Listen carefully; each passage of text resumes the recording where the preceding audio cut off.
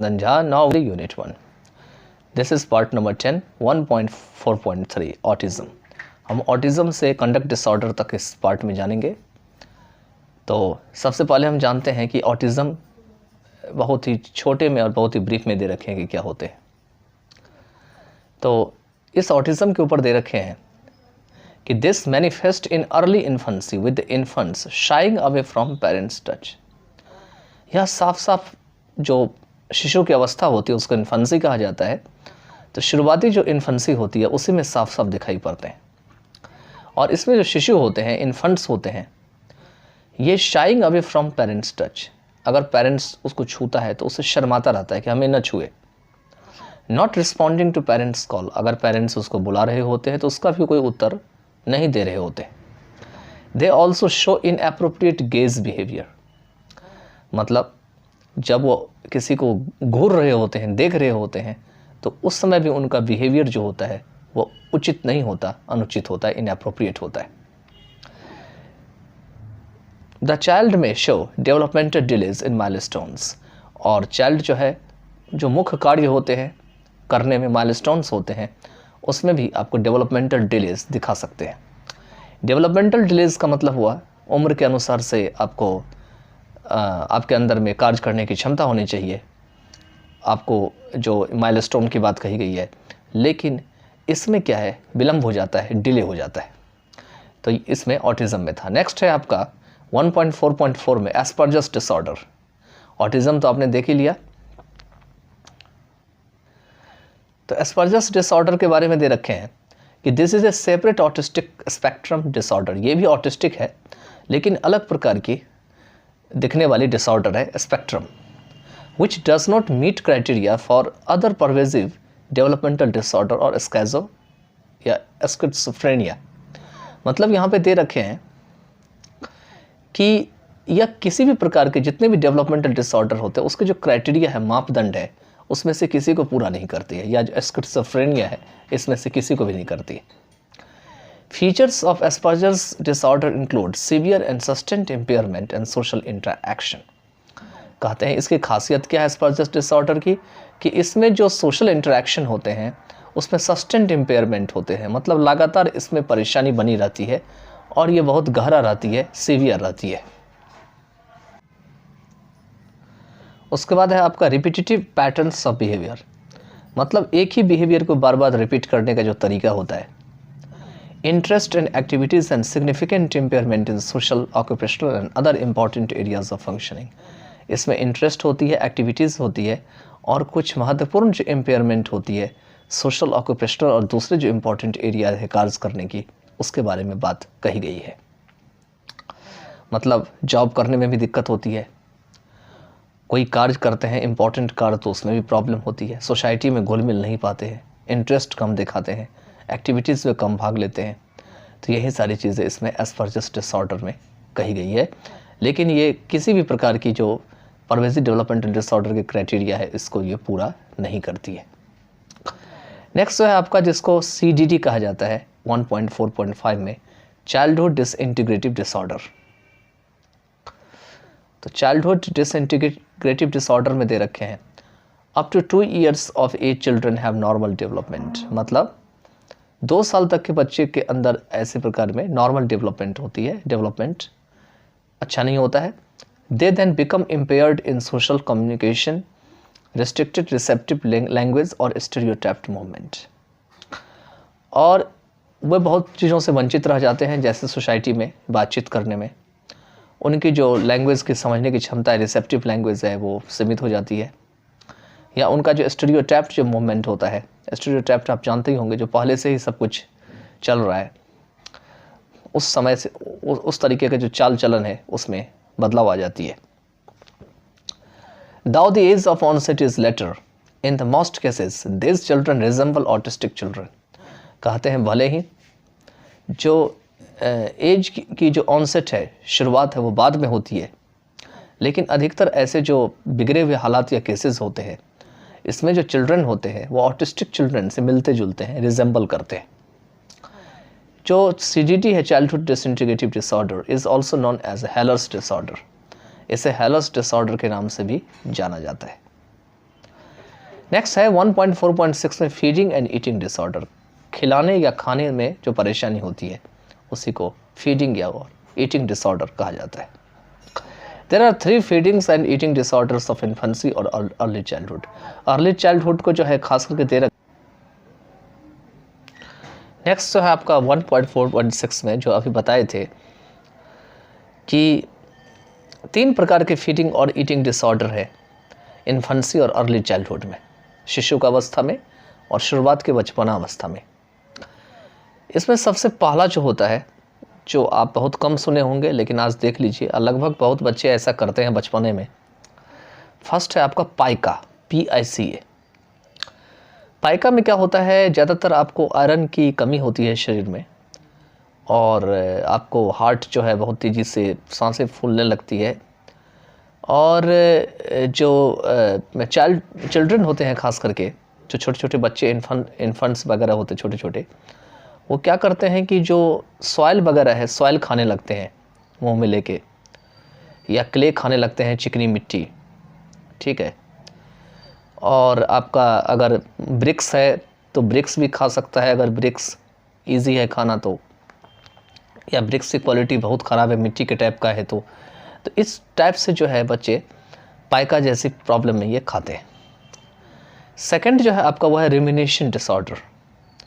रिमिनेशन disorder का मतलब हो यहाँ पे 2-3 भी हो सकता है। वैसे तो रिमिनेशन का मीनिंग होता है चिंतन करना, आप सोचते हैं, विचारते हैं, तो उसको रिमिनेशन कहा जाता है। लेकिन यहाँ रिमिनेशन का मतलब हुआ जैसे माउथ में फूड को आपने ले लिया और उसको आप सही से चबा नहीं पा रहे, क्योंकि रिमिनेशन जो है ये यूज़ एनिमल पे किया जाता है।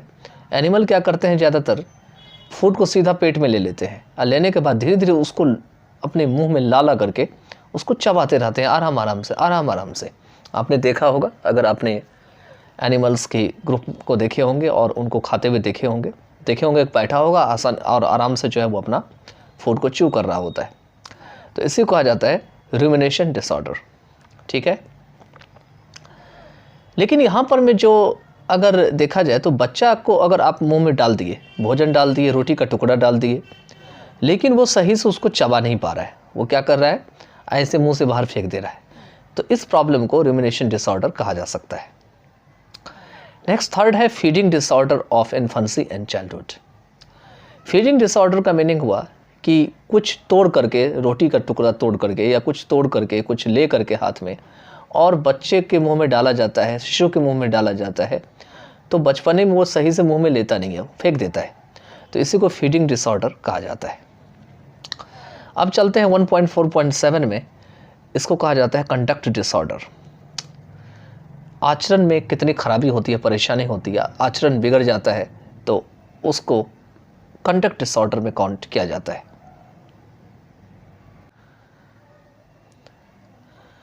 अब इसमें दे रखे हैं कि in this disorder the individual violets social norms and rights of others.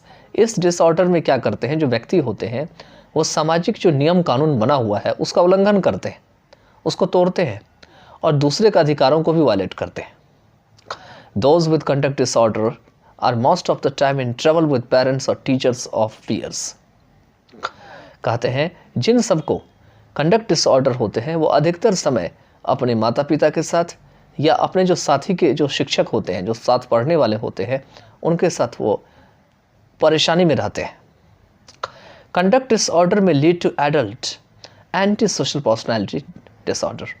और जो कंडक्ट डिसऑर्डर है ये एक व्यक्ति को, अगर आप सोसाइटी में रहते हैं तो आप सोसाइटी के विरोधी में रहते हैं, उसके मतलब फेवर में नहीं रहते हैं, तो उस टाइप का पर्सनैलिटी दिखाते हैं सोसाइटी में, तो उसी को एंटी सोशल पर्सनैलिटी डिसऑर्डर कहा गया है। जब एडल्ट हो जाते हैं तो एडल्ट में ये प्रॉब्लम ज़्यादा होने लगती है।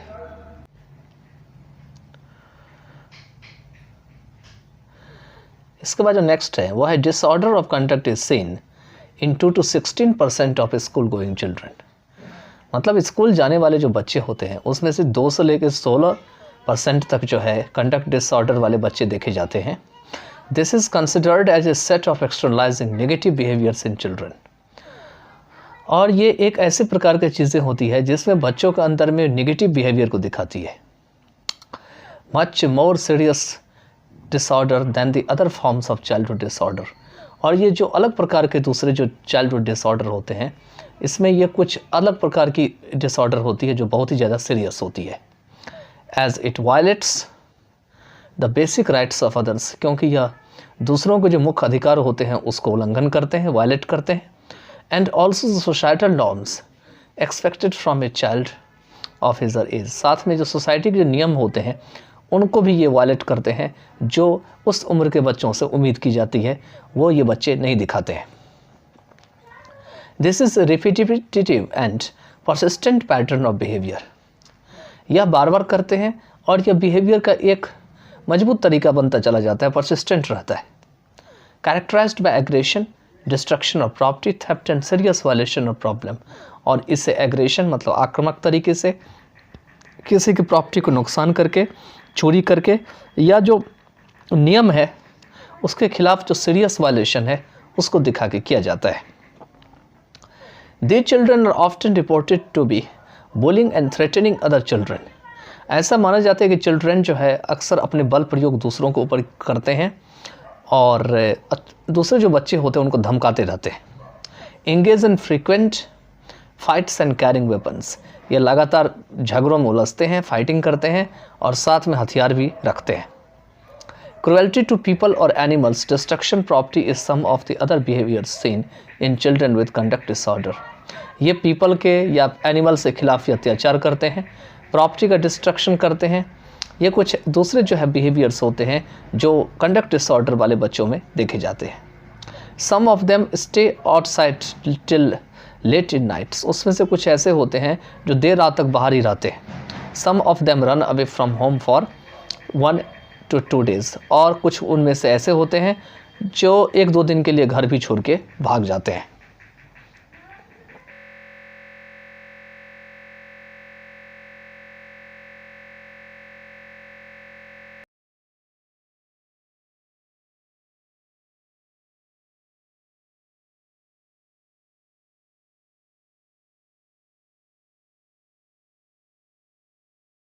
International classification of diseases, conduct disorders are described as repetitive and persistent pattern of antisocial and aggressive or defined conduct. कहते हैं अगर अंतर्राष्ट्रीय जो बीमारी है उसमें जब वर्गीकरण किया गया है तो उसमें कंडक्ट डिसऑर्डर को एक रिपीटिटिव और परसिस्टेंट पैटर्न ऑफ एंटीसोशल और एग्रेसिव डिफाइंड कंडक्ट माना जाता है, जिसमें ऐसा माना जाता है कि ये जो डिसऑर्डर है ये लगातार होती है, हमेशा रहने वाला पैटर्न है, एंटी सोशल है, एग्रेसिव है या डिफाइंड है।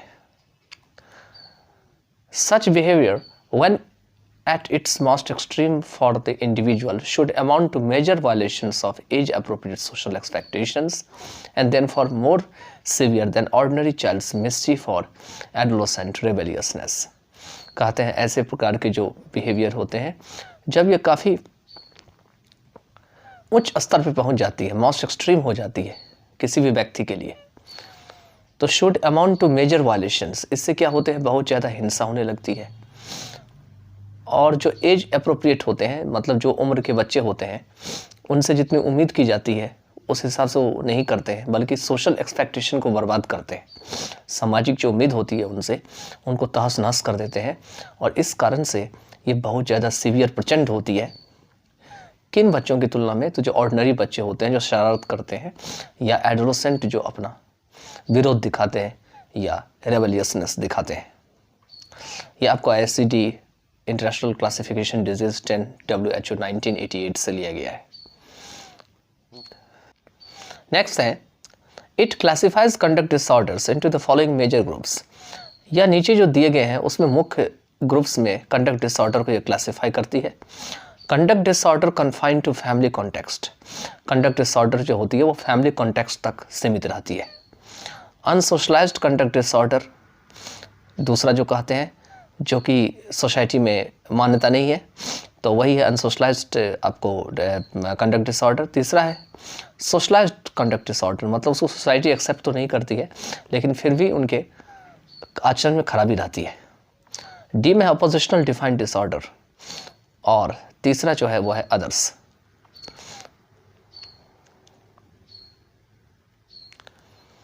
नेक्स्ट पैराग्राफ में है the first group of conduct disorders are confined to family and immediate neighbourhood only. जो पहला जो क्लास है या कंडक्ट डिसऑर्डर के ग्रुप है वो केवल फैमिली और अपने आस पड़ोसी के जो लोग हैं वहाँ तक सीमित है। कन्फाइन का मतलब सीमित होना। दिस में cause severely disturbed parent child relationship, और यह जो है जो माता पिता और बच्चे के बीच जो संबंध होते हैं उसमें बहुत ख़राब परेशानी जो है ये उत्पन्न करा सकती है। The second group of conduct problems are manifested in isolation. दूसरा जो ग्रुप है आपको कंडक्ट का प्रॉब्लम्स की, वो आपको अकेलापन में ज़्यादातर दिखाई पड़ता है। मैनिफेस्टेड मतलब दिखाई पड़ना, आइसोलेशन मीन्स जब अकेला होते हैं तो। In this case the child is usually poorly integrated to his her poor group, rather rejected and used to be unpopular. और इस हालत में बच्चे आमतौर से क्या होते हैं तो सही तरीके से अपने साथी लोगों के साथ संगठित नहीं रहते हैं, उन्हें ज़्यादा रिजेक्ट किया जाता है और इस तरीके से उन्हें अनपॉपुलर होना पड़ता है, used to be unpopular. The behaviors include bullying, excessive fighting, violent assault, resistance to authority and so on. इस बिहेवियर में आपको अपने बलपूर्वक से किसी को परेशान करना दिखाया जाता है, काफ़ी ज़्यादा फाइटिंग करना, एक्सेसिव फाइटिंग करना, वायलेंट असॉल्ट किसी के ऊपर बिल्कुल उग्र तरीके से हमला कर दिया, रेजिस्टेंस टू अथॉरिटी किसी ने कुछ कहा तो उसको रोकने की कोशिश किया, इत्यादि जो है ये सारी चीज़ें दे रखी है। Whereas the third group, that is socialized conduct disorders, include defined and disruptive behaviors in peer groups. जबकि तीसरा ग्रुप जो कि socialized conduct disorder है, इसमें defined और disruptive behaviors शामिल होते हैं अपने peer group में। peer group का मतलब जो साथी होते हैं बच्चों के, उनको peer group कहा गया है। The child is usually well integrated to his her peer group. जो child होते हैं वो आमतौर से अपने peer group से जो है सही तरीके से संगठित होते हैं। The fourth group of conduct problems occur in children who are below the age of 9 to 10 years. और conduct problem के जो फोर्थ ग्रुप है जो बच्चों में होती है वो 9 और 10 years की एज से कम होती है। इसके बाद नेक्स्ट है The disorder is characterized represents of markedly defined, disobedient, provocative behavior and by absence of more severe or aggressive acts that violate the law or rights of others. जो disorder है इससे अलग किया जाता है, खास करके जो है डिफाइंड, डिसोबीडियंट, डिफाइंड होता है अपनी मनमर्जी से रहने वाला, डिसोबीडियंट जो आज्ञा नहीं मानता है, प्रोवोकेटिव बिहेवियर की मतलब उकसाने वाला जो बिहेवियर होता है, and by absence of more severe और एग्रेसिव एक्ट्स। और इसमें जो है बहुत ज़्यादा सीवियर और एग्रेसिव एक्ट्स जो है वो दिखाते हैं या उसमें उतना ज़्यादा एब्सेंस नहीं हो, मतलब वो नहीं दिखता है, दैट वायलेट द लॉ और राइट्स ऑफ अदर्स, जो कि राइट और दूसरे की राइट और जो अधिकार नियम होते हैं उनको उल्लंघन करते हैं। तो जो फोर्थ वाला है वो उतना ज़्यादा एग्रेसिव नहीं होते हैं, उतना ज़्यादा सीवियर नहीं होते हैं, जो 9 to 10 years के कम के बच्चों के बीच में होते हैं। चलिए आगे चलते हैं। नेक्स्ट दे रखें इसमें in the diagnostic and statistical manual और mental disorders, 4th edition DSM-4, conduct disorder behaviors are classified into 4 main groups such as aggressive conduct that causes or threatens physical harm to other people or animals. कहते हैं DSM जो diagnostic और statistical manual और mental disorder है 4th addition में, उसमें conduct disorder जो behaviour है उसे 4 ग्रुप में मेनली वर्गीकृत किया जाता है या क्लासिफाई किया जाता है। जैसे कि ए में है एग्रेसिव कंडक्ट दैट कॉजेस और थ्रेटन्स फिजिकल हार्म, मतलब ऐसा एग्रेसिव कंडक्ट जो कि फिजिकल हार्म जो है उसको थ्रेटन करती है, शारीरिक नुकसान पहुंचाती है, उनका कारण बनती है दूसरे लोगों के लिए या जानवरों के लिए, अदर पीपल और एनिमल्स। जो बी वाला पार्ट है इसमें है non aggressive conduct that causes property loss और डैमेज। इसमें नॉन एग्रेसिव कंडक्ट होते हैं जिसमें ये प्रॉपर्टी की लॉस या डैमेज कराते हैं, किसी का सामान तोड़ दिया, किसी का घर का शीशा फोड़ दिया, ये सब सारा प्रॉपर्टी लॉस और डैमेज में। सी में है डिसीटफुल और थेफ्ट, मतलब चतुराई करना या चोरी करना, डिसीटफुल।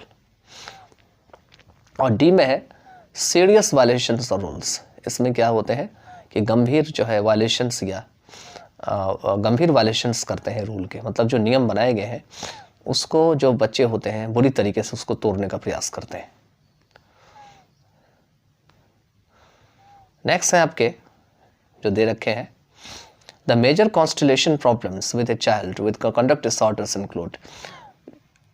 खास करके कंडक्ट डिसऑर्डर वाले बच्चे के अंदर जो मुख्य जो प्रॉब्लम का जखीरा होता है या कॉन्स्टलेशन होती है उसमें ये शामिल होते हैं। फर्स्ट है आपका फिजिकल एंड वर्बल एग्रेसिवनेस, कि शारीरिक या बोल करके किसी को आक्रामक तरीके से परेशान करना। डिसएप्टिवनेस, करते करते किसी काम में रुक जाना। उसके बाद थर्ड में इरेस्पॉन्सिबिलिटी, कोई जवाबदेही नहीं होना, उनके अंदर कोई रिस्पॉन्सिबिलिटी होती नहीं है। फोर्थ है नॉन कॉम्प्लायंस, अगर कुछ बना रखे हैं उनके लिए तो वो उसके हिसाब से नहीं चलेंगे, अपने हिसाब से चलेंगे। फिफ्थ में पुअर इंटरपर्सनल रिलेशनशिप, आपस के रिलेशनशिप जो है वो खराब होना या पुअर होना।